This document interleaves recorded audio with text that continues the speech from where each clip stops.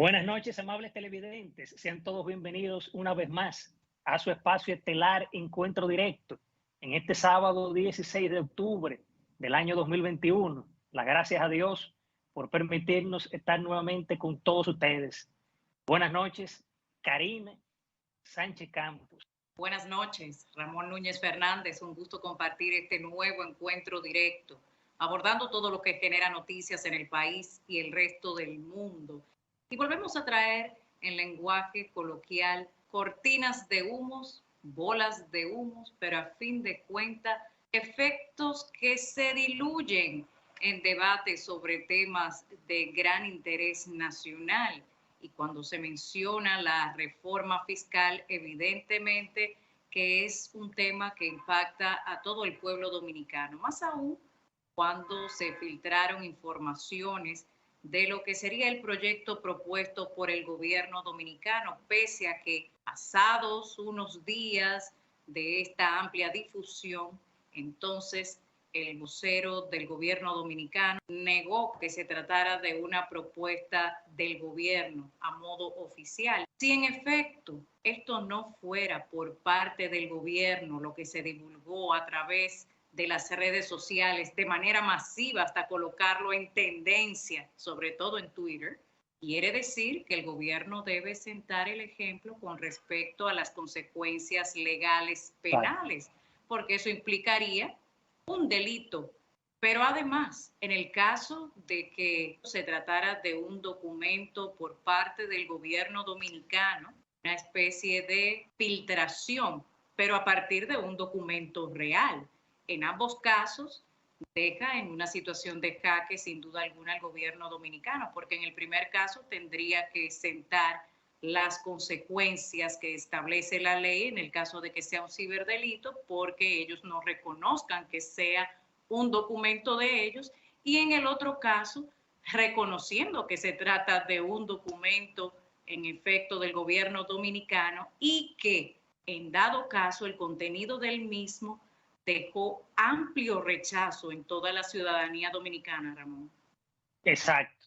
Es decir, ciertamente, Karina, el pasado fin de semana, como tú bien señalas, se filtró en las redes lo que fue un proyecto de reforma tributaria y básicamente también otros documentos de opiniones de un consejo de asesores económicos. Ciertamente, esto se trata, al tirarse todo esto, se trata básicamente, como dice la gente, de un globo de ensayo para evaluar la reacción de la gente y lograron su cometido, porque mucha gente criticaron esto. Para ponerte un ejemplo, el proyecto considera que si un sueldo de 72,000 pesos mensuales es elevado y a partir de ese nivel, en vez de un 25% de impuestos sobre la renta, se eleva de un 25%, se eleva a un 35%.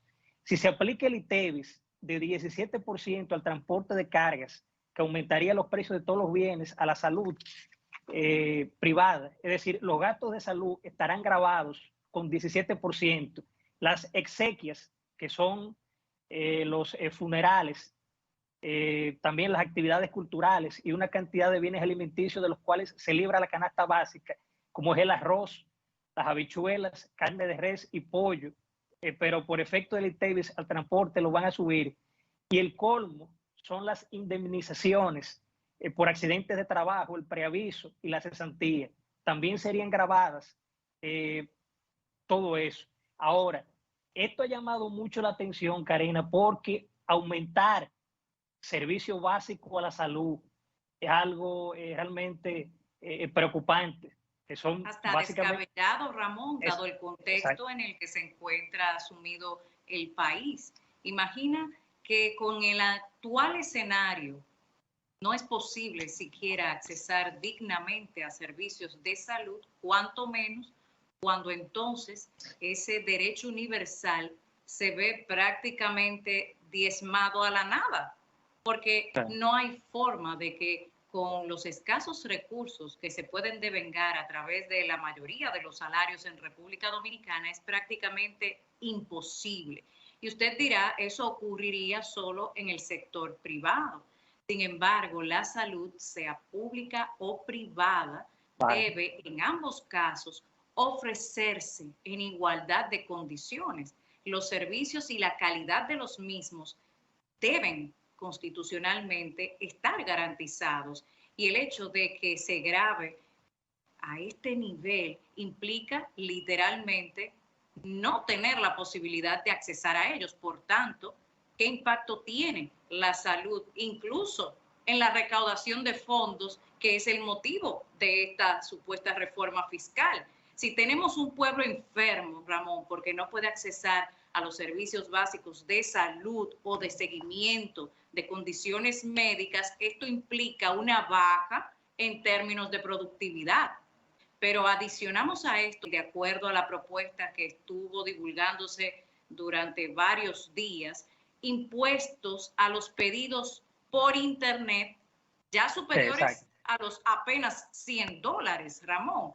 Y a la vez entender que el dominicano, buscando vías alternativas a los bajos salarios, pide por Internet algunos bienes de consumo que les resultan menos costosos por esta vía. Quiere decir que a partir de entonces tampoco tendrían ese auxilio o esa vía de escape para que el fardo pesado de los impuestos no termine siendo más pesado. Igual el tema del aumento del impuesto transitorio, entre comillas, del 0.015% a 0.075% de cheques y transferencias bancarias. Y aquí viene también el gancho que se plantea cuando se informa de bajar paulatinamente el ITEVIS del 18 al 16%.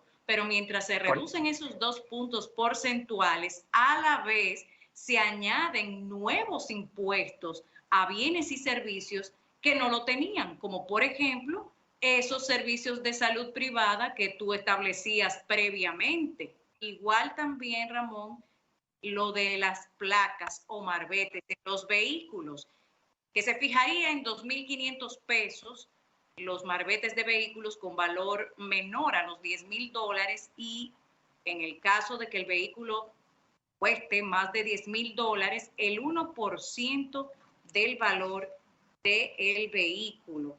De manera, Ramón, que aquí tenemos un escenario que parece ser la línea que el gobierno, a fin de cuentas, piensa plantear en lo que ahora llamamos el diálogo nacional, pero que, ojo, Ramón, no es lo mismo una reforma, como estamos mal acostumbrados, a un pacto, que es lo que verdaderamente exige cambios de esta naturaleza. Para hablar de pacto hablamos de que haya un consenso entre todos los sectores que definitivamente se van a ver afectados de una u otra manera, porque no podemos continuar gravando cada vez más a los sectores que son cada vez más perjudicados, como la propia clase media y la clase baja, mientras las clases que más generan recursos también, porque tienen facilidades de exenciones, continúan lucrándose mucho más a expensas de los que son en menos capacidad más gravados. Exacto, por eso en época de campaña, Karina, el entonces candidato presidencial Luis Abinader, él siempre en ese momento indicaba que lo que había que hacer era bajar las tasas impositivas, porque cuando usted baja, por ejemplo, las tasas, aumenta lo que es las recaudaciones. En este caso se está aumentando a los empresarios de 27 a 30 y a una determinada escala a 35%. Por eso, en este sentido, Karina, la reforma es necesaria. Ahora bien, es necesaria hasta cierto punto, pero no golpeando a lo que es la clase media, que serían básicamente los más afectados. Vemos, por ejemplo, en el caso del impuesto selectivo se propone aumentar el de las bebidas, 677.4 por litro de alcohol absoluto, a 1.000, y a un aumento de 47.8% que afectará en mayor medida al ron, también a las bebidas no alcohólicas azucaradas, que aumentarán en 14%. Es decir, lo que son consumidores de refrescos tienen un tablazo, y las otras bebidas por igual. Es decir, es afectando todo, la salud. Hasta en el caso de las bebidas alcohólicas, Ramón, o sea que volveríamos otra vez a una especie de ley seca, solo que en pleno año 2021. Esta reforma tampoco debe estar sujeta a la aprobación del próximo presupuesto nacional. Esto es sumamente peligroso porque implicaría poner una velocidad que no es recomendable. Incluso citando a Circe Almanzar, vicepresidenta ejecutiva de la Asociación de Industrias de la República Dominicana, aprobar de manera apresurada una reforma fiscal puede causar efectos negativos. Y es lo que debemos evitar a toda costa, porque una vez el palo está dado, Ramón, no hay quien lo quite. Así es. Bueno, Karina, nos vamos a una breve pausa comercial y en breve retornamos con el segundo bloque de comentarios.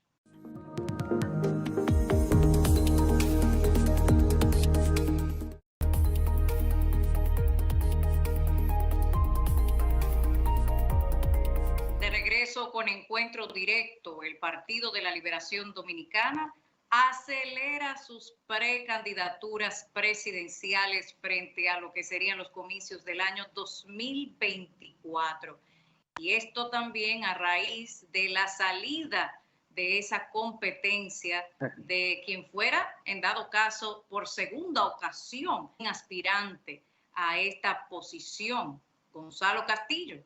Este partido que hasta el momento se consideraría el de mayor oposición actualmente, aunque con unas fichas cada vez más dinámicas moviendo el tablero, los obliga a adquirir mayor dinamismo con respecto a sus decisiones, que deben ser cada vez más sopesadas, porque sin dudas que luego del año 2020, Ramón, los partidos políticos tienen otra mística. Y en el caso del Partido de la Liberación Dominicana, con un nefasto sello de corrupción e impunidad, eso implica palabras mayores. Se quedan otras figuras que, aunque no son nuevas, plantean nuevos escenarios. Exacto. Es decir, ciertamente, Karina, el Partido de la Liberación Dominicana, básicamente a 2 años de las primarias, es decir, parece que quieren detener lo que es esa hemorragia interna, adelantándose con el tema de los precandidatos. Ya vimos la salida, como tú habías dicho, de Gonzalo Castillo, que para nadie es un secreto, que son de la gente de Danilo Medina, y quedan en la contienda Margarita, Domínguez Brito y Abel Martínez. Y entre ellos tres, a menos que se sume otro de aquí a allá, pues se vislumbra como los precandidatos. Ahora ya recordemos que la semana pasada, Karina, la Junta Central Electoral dejó claro que están advertidos con el tema de la campaña, porque ellos mismos decían que todavía no es tiempo para la escogencia de precandidatos. Es decir, ellos quedaron advertidos con esta situación porque en Santiago vemos un Abel Martínez tirado a la calle, viajando a Estados Unidos. La misma Margarita asomó su posición como precandidata, pero la Junta dio el ojo avisor de que no se adelantaran a los acontecimientos. Le redujo la velocidad. Exacto. Exacto, así es. Y nada, esperemos a ver qué pasa con este partido que se mantiene, Karina, fraccionado, porque recordemos que luego de la salida del expresidente Leonel Fernández es un partido que se ha dividido. Mira, por otra parte, Karina, un tema que generó básicamente muchas opiniones en contra, y es el tema de que a partir del lunes, se mantiene una resolución del Ministerio de Salud que establecen de que las personas ingresen a lugares públicos y privados con el tema del carnet de la vacuna. Ahora se dice como que si tiene la primera dosis, que por igual pueden ingresar. Pero esta es una cuestión que viola básicamente la misma Constitución. Eso que mencionas de que aplicaría una sola dosis es una interpretación particular del ministro de Salud Pública, no de la resolución 48 emitida a los fines. En esa resolución no habla de una dosis, sino de 2 como un requisito mínimo. Eso para comenzar. Y es una manera, de alguna forma, de entender 2 aspectos. Uno, parte de ese mismo amplio rechazo de la ciudadanía dominicana que ha llevado al ministro de Salud Pública a procurar una especie de bajadero con respecto a los ánimos caldeados, pero no cambia la resolución. Y por otro lado, buscar una mediación de flexibilización, porque hay un contundente rechazo por razones lógicas. De hecho, una resolución no está por encima de la Constitución, debe estar sujeta a la ley sobre toda ley. Y en este sentido, la resolución en cuestión, la número 48, emitida por el Ministerio de Salud Pública y Asistencia Social, viola el artículo 39 sobre igualdad, el 42, el 46 sobre libertad de tránsito, el artículo 50 sobre libertad de empresa y el derecho a la educación, porque se está condicionando el ingreso de estudiantes a una tarjeta de vacunación. En primer lugar, en términos de integridad física, como establece el artículo 42 de nuestra Constitución, a nadie se le puede obligar a ser sometido a ningún procedimiento médico, en primer lugar, ni experimental. Y en el caso en cuestión, ambas características se aplicarían. ¿Por qué a un no vacunado se le exige una prueba PCR, mientras que a un vacunado que se contagia y propaga la enfermedad por igual, conforme a las propias farmacéuticas y reguladores de salud, además de las evidencias científicas propiamente aportadas públicamente, no se le exige? Ahí se está creando una división que es precisamente la que prohíbe el artículo 39 de nuestra Constitución. Está el elemento de la discriminación y está el elemento del privilegio de un grupo sobre otro cuando ambos grupos están en igualdad de condición con respecto a contagiarse y propagar la enfermedad. Además, ¿qué hacer, Ramón, cuando un vacunado se infecta e infecta a otros? ¿También lo penalizamos? ¿Se le exigirá al turista esa tarjeta de vacunación como se le exige al ciudadano dominicano en detrimento de sus derechos fundamentales? Todos los turistas que vienen de Rusia vienen con una vacuna que no está avalada ni por la OMS ni por la FDA, de manera que están trayendo una amenaza para el país. Se les exigirá que además de completar su tarjeta de vacunación en sus respectivos países, completen otra para poder entrar a este, o definitivamente anularemos la ruta que nos conecta con Rusia. Y también el hecho de que se hable de elevar tu tasa de inmunización, pero nos preguntamos cuál, si en primer lugar no inmuniza solo al fabricante, que está eximido de cualquier responsabilidad sobre los efectos que ésta pueda traer. Y no lo digo yo, sino las propias casas farmacéuticas, como las que nos inocularon en un primer momento Sinovac. El mismo presidente del Colegio Médico Dominicano confirmó en declaraciones públicas que tras 2 inoculaciones tenía 0 anticuerpos.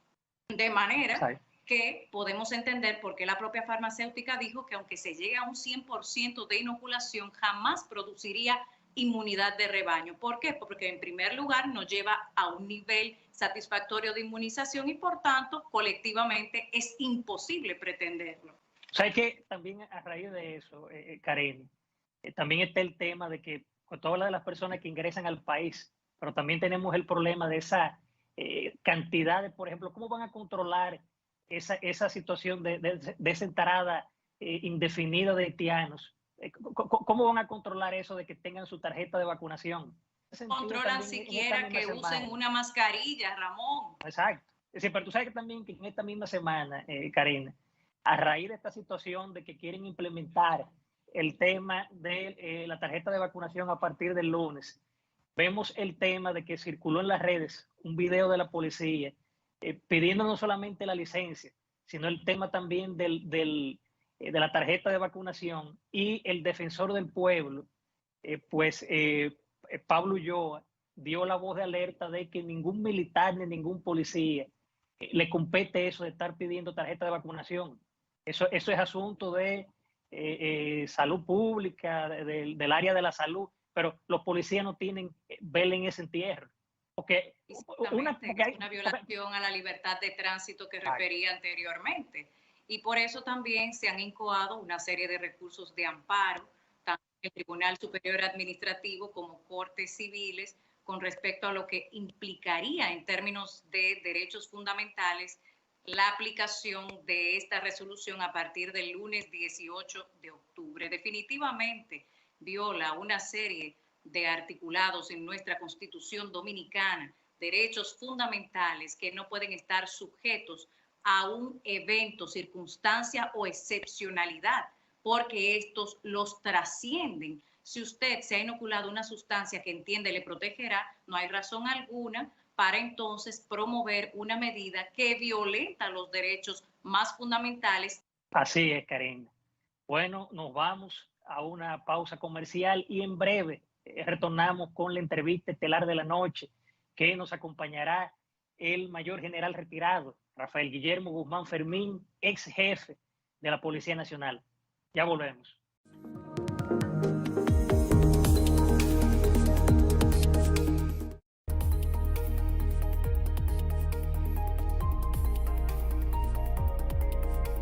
Y bien, amables televidentes, en la entrevista estelar de Encuentro Directo nos honra con su participación la noche de este sábado el mayor general retirado, ingeniero Rafael Guillermo Guzmán Fermín, ex jefe de la Policía Nacional en el periodo entre 2007 y el 2010.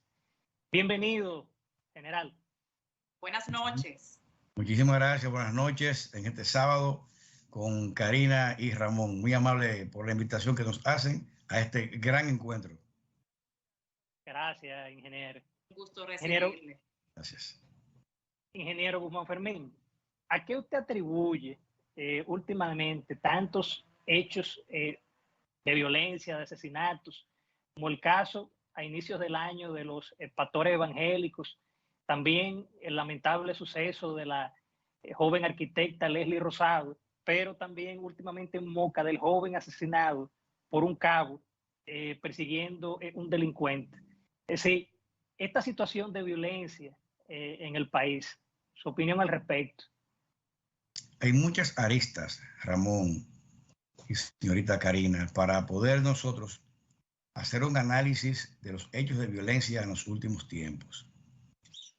Y vamos a hacer un análisis primario. Primero, estamos saliendo de una pandemia que nos ha abatido durante casi 2 años.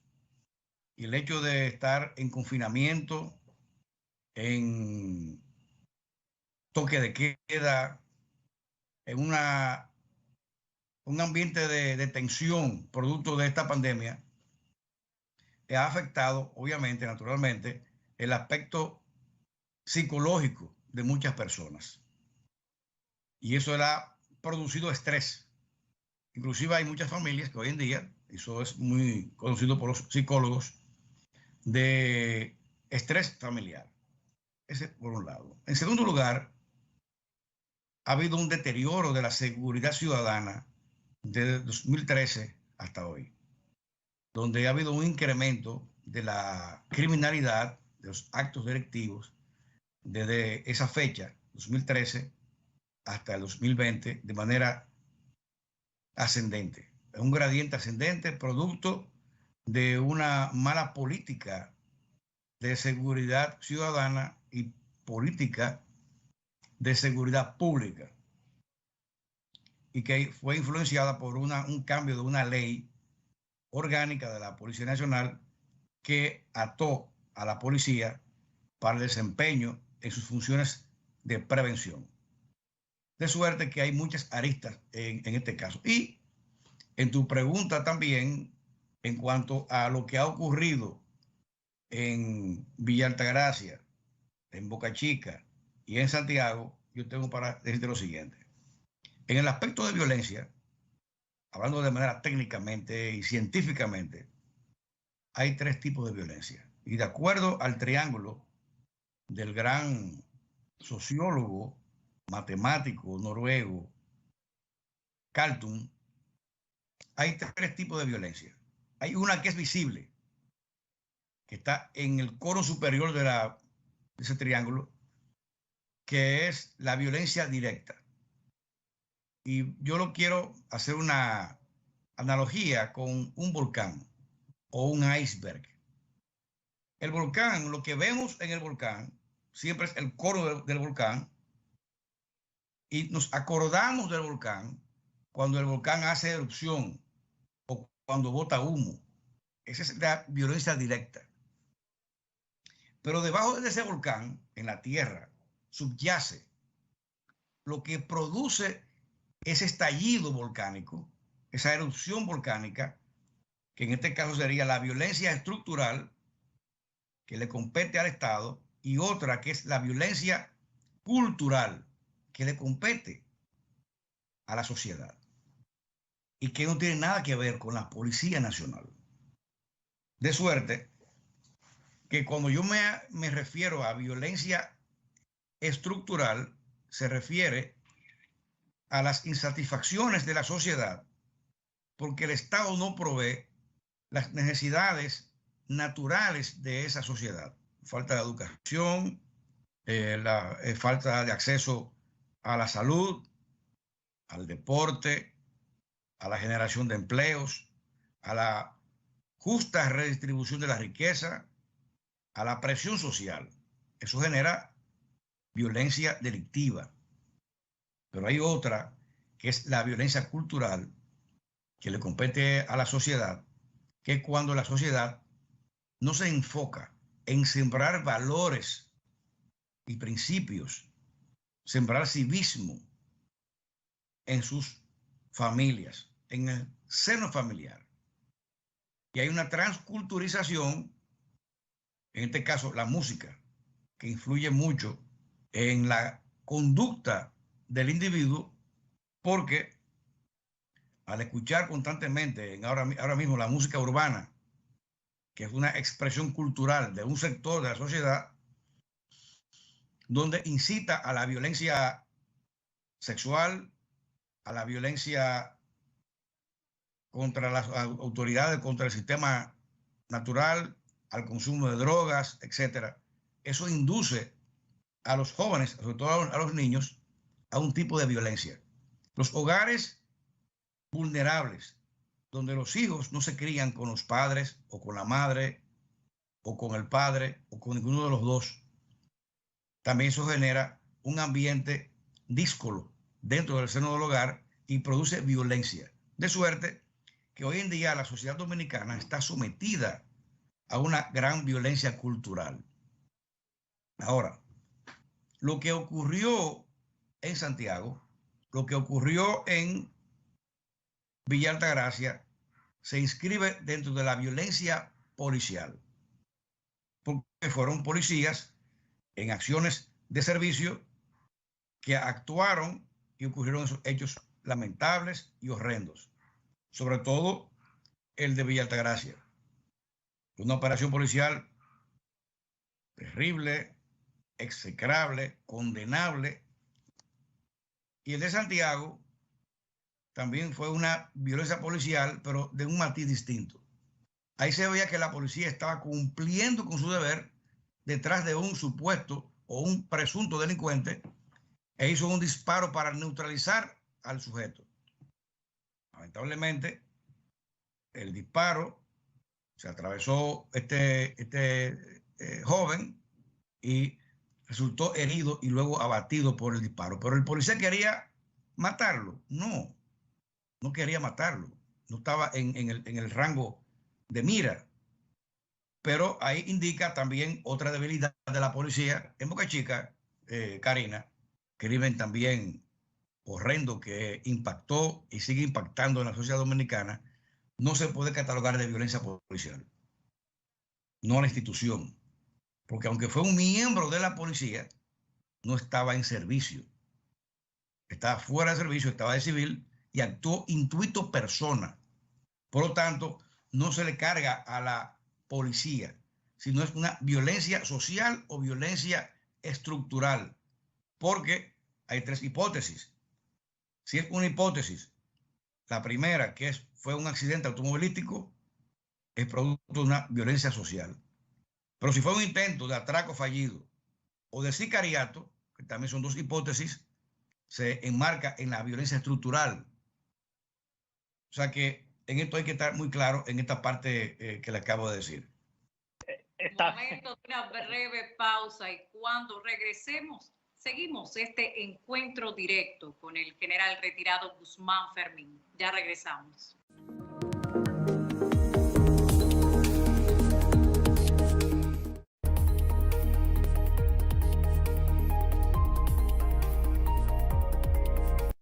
De regreso con nuestro encuentro directo junto al mayor general retirado Guzmán Fermín, ex jefe de la Policía Nacional.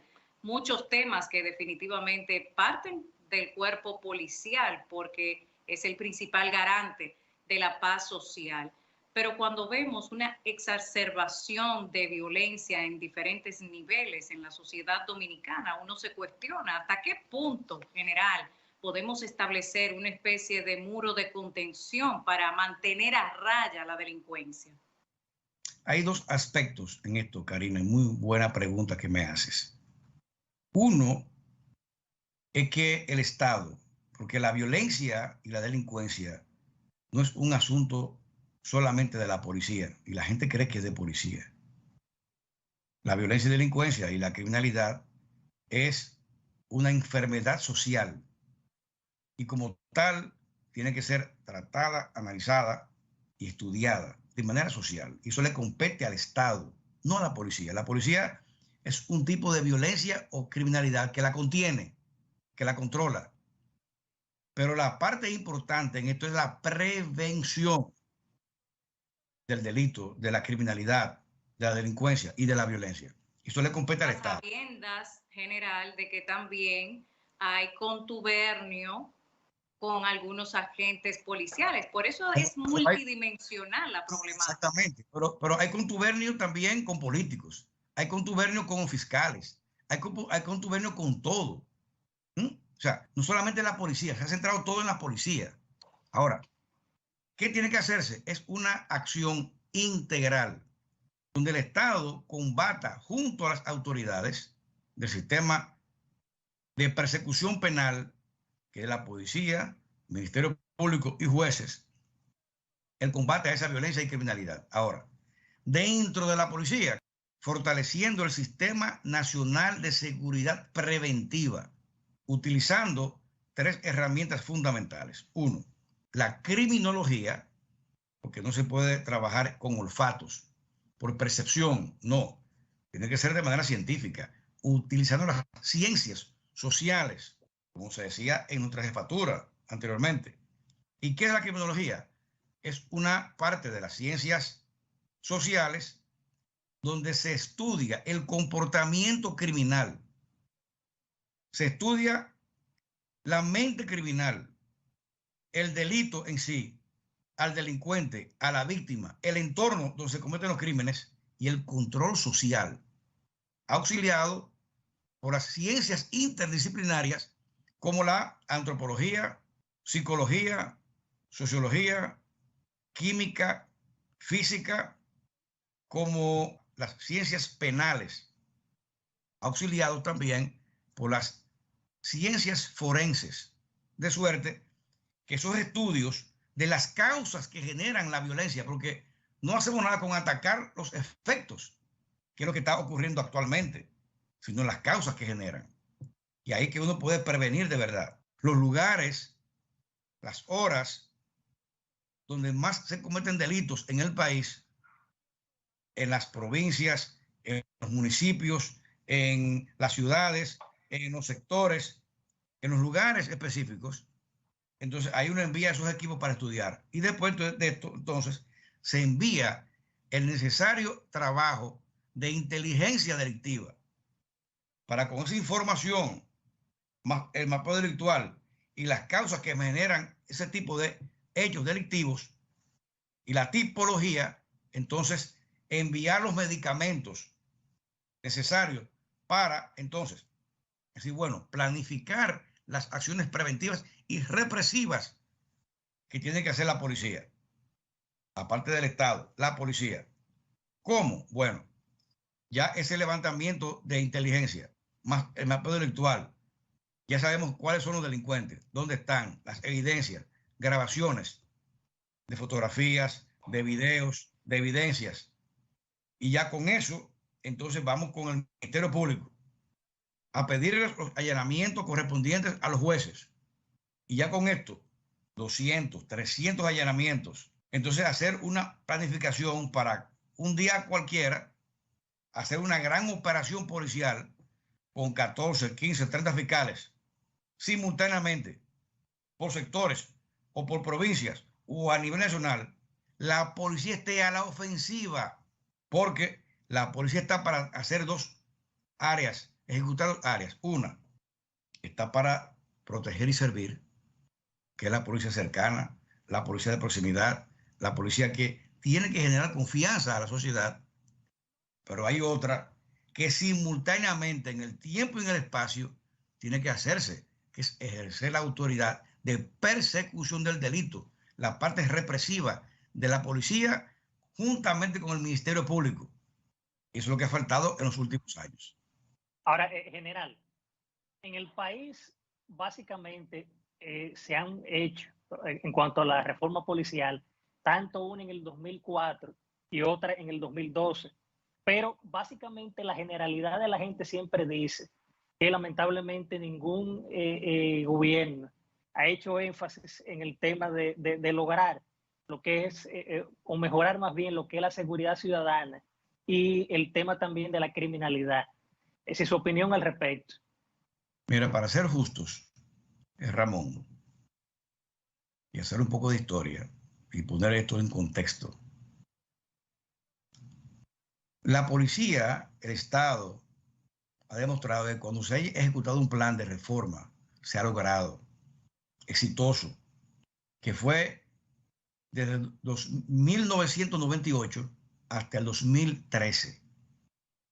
Se ejecutó una reforma de la policía en el 1998, cuando el presidente Fernández contrató a la compañía, a la empresa privada Consulting Group de Carlos Gimbernat. Y se hizo un plan de reforma policial, una reingeniería que fue exitosa. Y cuando ganó el presidente Hipólito Mejía en el 2000, continuó la reforma de la policía. Le dio continuidad al Estado. Llegó a hacerse la reforma hasta promulgar la ley más avanzada, la mejor ley, en el 2004. Exacto. La 96-04.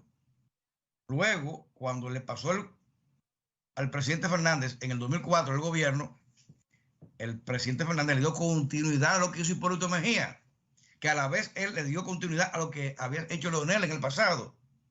Y Leonel Fernández, en su gobierno, amplió esto a un plan integral que se llamó Plan de Seguridad Democrática, que lo elaboró la New Link. Y se demostró claramente de que del 2004 al 2013 hubo un decrecimiento de la tasa de criminalidad. O sea, había más seguridad ciudadana, a tal punto que en el 2008, en nuestra gestión, en nuestra jefatura, ya en el 2008, la encuestadora Mercer en CNN en español había ya catalogado a Santo Domingo la ciudad más segura de América Latina. En el 2010, el mismo licenciado Macarrulla, Lisandro, que es ministro de la Presidencia hoy en día, entregó a la Policía Nacional en nuestra gestión un reconocimiento porque en ese año completo no hubo un turista atracado a nivel nacional. O sea, había mucha seguridad pública y ciudadana. ¿Por qué? Porque se atacaron las causas que generan la delincuencia con ese plan de seguridad democrática. Se cambió la ley en el 2016 y ahí empezó el gran problema de la Policía Nacional y de la seguridad pública. Y empezó a incrementarse la inseguridad desde 2013, 2014, 15, 16 hasta el 2020. Y no se ha detenido el crecimiento de la inseguridad ciudadana hasta que hoy en día, hace 3 días, la encuesta Gallup daba todavía como la primera prioridad de los dominicanos hoy en día la inseguridad ciudadana, producto de aquella decisión equivocada del 2013 de ese gobierno. Cuando se habla de un sicariato cada vez más frecuente, unido a los puntos de drogas que ya se pueden fácilmente ubicar hasta en mapas digitales para no perderse al momento de accesar a drogas, o sea, mercancía ilícita, pero esto también confrontado con lo que se ha llamado popularmente política de mano dura. ¿Qué piensa usted sobre esos tres elementos o variables? Vamos a analizar brevemente a los amigos televidentes en este encuentro directo. Y vamos a hablar directo. En un punto de droga cualquiera, de manera aproximada, trabajan 24 horas al día. Y hay 3 individuos de 8 horas para cubrir las 24 horas. Esos 3 sujetos ganan aproximadamente, depende si están en el Luperón, si están en el Capotillo o si están en un campo, puede variar de entre 800 pesos diarios a 1,000 pesos, 1,100 pesos, 1,200 pesos diarios. Pero un promedio aproximado de 1,000 pesos diarios. O sea, ese sujeto de 8 horas gana 30,000 pesos al mes. Son 3, 90,000 pesos mensuales de nómina. Pero en ese punto de esos 3, hay 4 deliveries que buscan la droga y la llevan a domicilio. Y le pagan más o menos, promedio, 1,500 pesos. Ya van 7.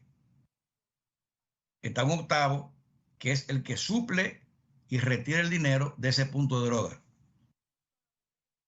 Porque no se puede tener tanto dinero en un punto de droga o tanta droga en ese punto de droga porque lo asaltan, lo atracan, ¿no? Los que están alrededor, la competencia. Entonces, allá tenemos 8, los que protegen el punto, los avisadores, los ojos, que avisan a ese punto de droga sujetos de otros barrios a querer atracarlo. Hay también 2 personas que protegen el punto, que tienen armas ilegales generalmente. Entonces, ya estamos hablando de 13 personas. Esa nómina de ese punto de drogas ronda aproximadamente los 465,000 pesos a $500,000 de pesos mensuales. ¿Y el peaje que se le paga a algunos agentes policiales para que puedan operar? Por ahí que voy. Tú te estás centrando en la corrupción policial. Yo me estoy centrando a lo macro. Que realmente hay que verlo con todos los elementos incluidos. Claro, por eso mismo. Yo me refiero a lo macro, para estudiar todo el entramado. Entonces, este punto de drogas que mueve de nómina $500,000 de pesos mensual, de acuerdo a la escala del Estado, que de la mediana, de la pequeña, de la microempresa, una microempresa está de 2 a 10 personas. Es una microempresa. De 10 a 50 es una pequeña empresa. De 50 a 150 es una mediana empresa. Ya un punto de droga, de por sí, per se, ya tiene y cae en categoría de pequeña empresa.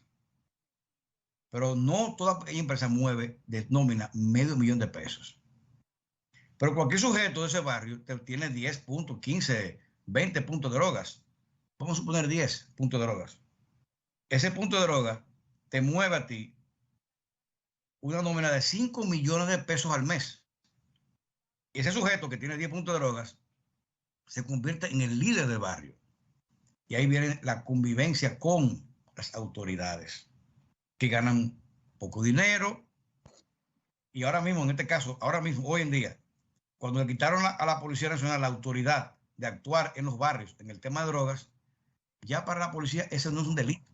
Ahora se puede traficar en los barrios sin problema, porque la policía ya no puede actuar en el tema de drogas.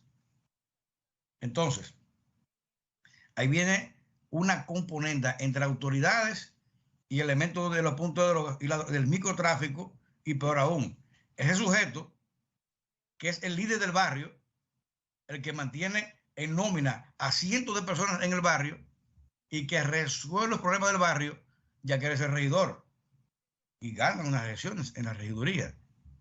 Después de 4 años, ya quiere ser diputado, y son los diputados. Y ahora estamos viendo en el Congreso hay una gran cantidad de personas que están ligadas al microtráfico o al tráfico de drogas, producto de... Pero el que tiene 10 puntos de drogas ya necesita para lavar ese dinero que produce abogados, contables, una nómina adicional de personas que están en el mundo legal para crear empresas supuestamente legales para mover ese dinero y lavar ese dinero. ¿En cómo?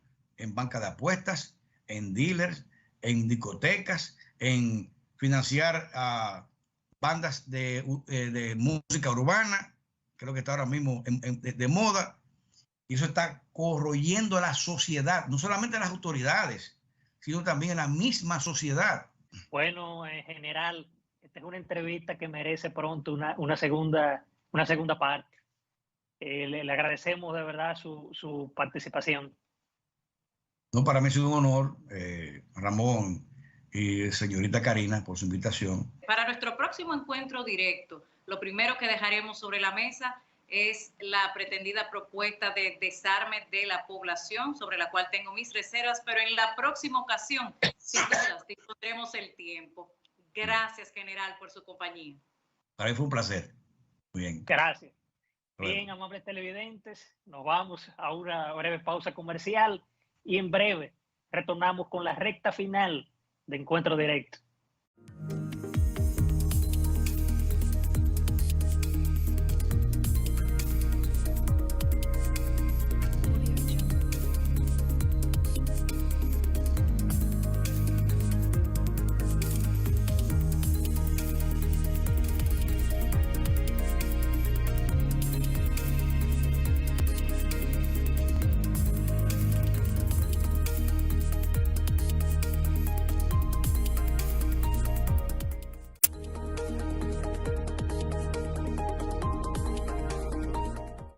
Si bien es cierto que el sentido común está de vacaciones, no menos cierto es que la Constitución y las leyes trabajan 24 horas como garantía de quienes recurren a ellas, trazando la raya de pizarro entre medidas y desmedidas. El desatino de 2x1 en resoluciones de salud pública y turismo plantean un escenario contraproducente que ha concitado un amplio rechazo. Extralimitaciones del poder para diezmar libertades y derechos fundamentales, con la obligatoriedad de inocular un fármaco aunque no lo necesite o no lo quiera, que hasta 2026 no concluye ensayos clínicos y del cual nadie se hace responsable, conforme al descargo del consentimiento informado. El Estado se fundamenta en el respeto a la dignidad humana para protección real y efectiva de los derechos fundamentales que le son inherentes a las personas, establecido en el artículo 38 de nuestra Constitución, y en el artículo 39 sobre derecho a la igualdad con mismos derechos, libertades y oportunidades, sin ninguna discriminación, previniendo marginalidad, vulnerabilidad y exclusión, condenando todo tipo de privilegio, como el que genera con esas disposiciones. Una cosa es proponer o procurar medios y otra muy distinta imponerlos, conculcando el derecho a la integridad personal. No hay elección cuando solo hay una opción. Si A es vacuna y B pruebas PCR, pero el Estado solo asume costo de la A, no de la B, entonces únicamente ofrece la A. La B tendría que ser costeada por el ciudadano todas las semanas con un salario mínimo minimizado. Eres libre de elegir lo que unilateralmente impone, condicionando con ello los medios de convivencia, sustento y desarrollo humano. No hay elección. ¿Y qué pasaría con los extranjeros que vengan de Rusia a propósito de recién estrenada ruta aérea directa, con vacuna no autorizada por la OMS o la FDA? Le estamos dando carta blanca al problema que se supone queremos evitar. La primera vez llegó importado hasta propagarse comunitariamente. Ya sabemos cómo pasa porque lo experimentamos. ¿Repetimos con conocimiento de causa? El virus no hace excepción de personas, pero las autoridades sí, otorgando privilegios de un grupo sobre otro, cuando todos debiéramos regirnos por iguales medidas preventivas si se tratara de salud. Ni el inoculado está eximido de contagiarse y contagiar, ni el que no está inoculado está enfermo. No hay justificación de ninguna índole para crear ciudadanos de primera y segunda categoría.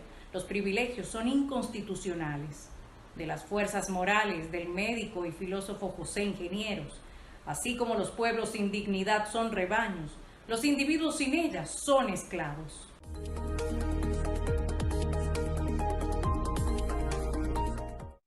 Y bien, hemos llegado a la recta final de su espacio estelar, Encuentro Directo.